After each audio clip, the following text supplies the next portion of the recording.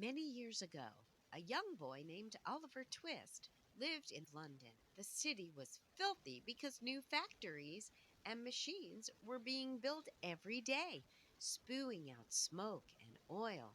He had no mother or father, so he lived in an orphanage until he was old enough to work. Then, every day, he would be sent with the other boys to toil in one of the factories, sewing buttons onto shirts and polishing machinery. They didn't get paid any money, and they never got a day off. But nobody would stand up for them because they didn't have families of their own. Oliver and all the boys were very miserable. They were fed one meal a day, a tiny bowl of thin porridge called gruel. The gruel was watery and tasted horrible, but it was the only food that they were allowed to eat. One day, Oliver was so hungry that he decided to ask the cook for more food.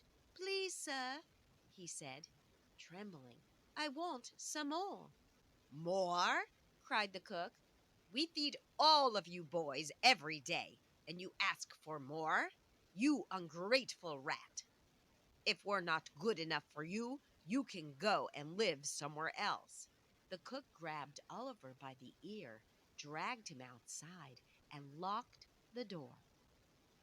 Oliver was alone on the streets. He wandered around between the sooty houses, scavenging through the bins for scraps of food. He slept among the rats at night. He felt even more miserable than before because now he was alone.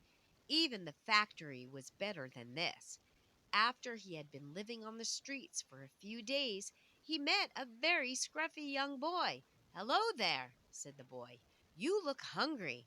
Would you like to come with me to find some food? Oliver was a little bit scared of the boy, but he had nothing else to do and nowhere else to go, so he decided to follow him. They call me the Artful Dodger, said the boy.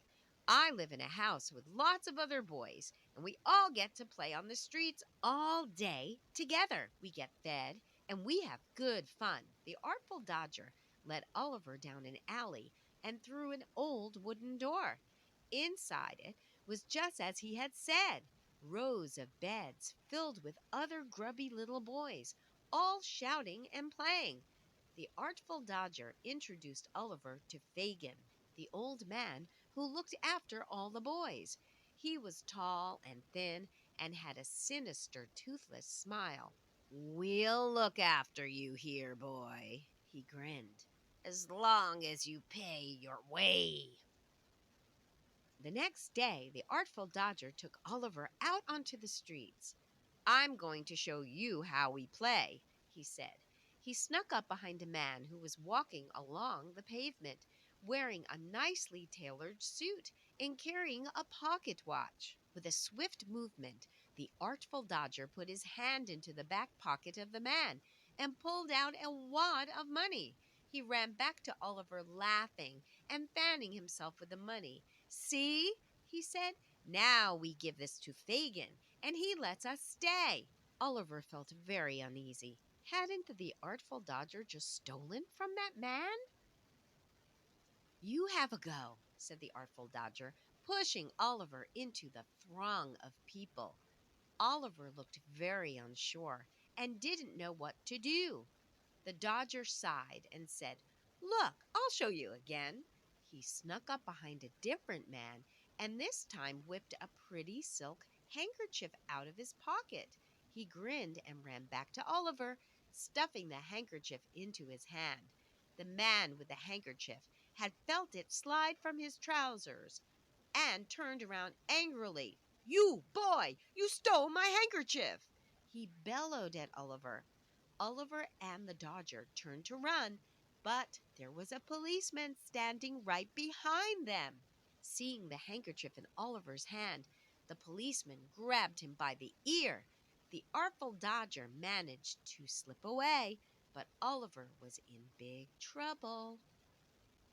The policeman took Oliver to jail, where he stayed for a few days in a gloomy cell, eating nothing but gruel again. The time came for Oliver to go to trial. So he was put into handcuffs and taken to a courtroom with a judge and jury. "You are accused of stealing this man's handkerchief," said the judge. "How do you plead?"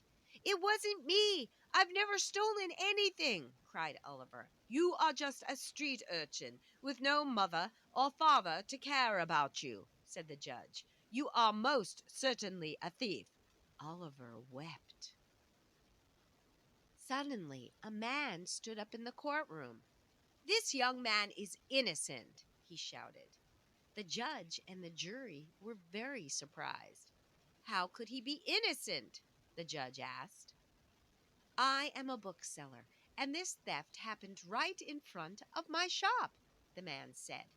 "I see street urchins stealing things every day. I have never seen this young boy before, and on this occasion he did not take the handkerchief.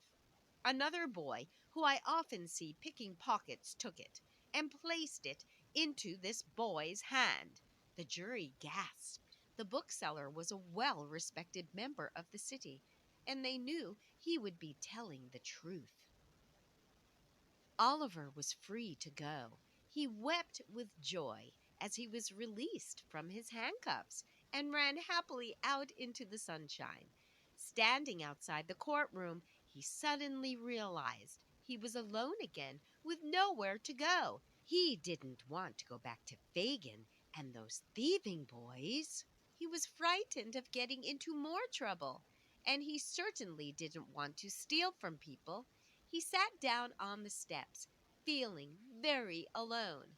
The bookseller saw him looking so unhappy and went to sit beside him on the steps. "Where will you go, boy?" he asked. Oliver began to cry and told the bookseller he had nowhere to live. "Well," said the bookseller, "you seem like a good little fellow. I've been looking for someone to help me with my bookshop. I'll pay you a few coins each day, and you can stay with my wife and me. We don't have any children, and I'm sure she would like to help you. What do you say?"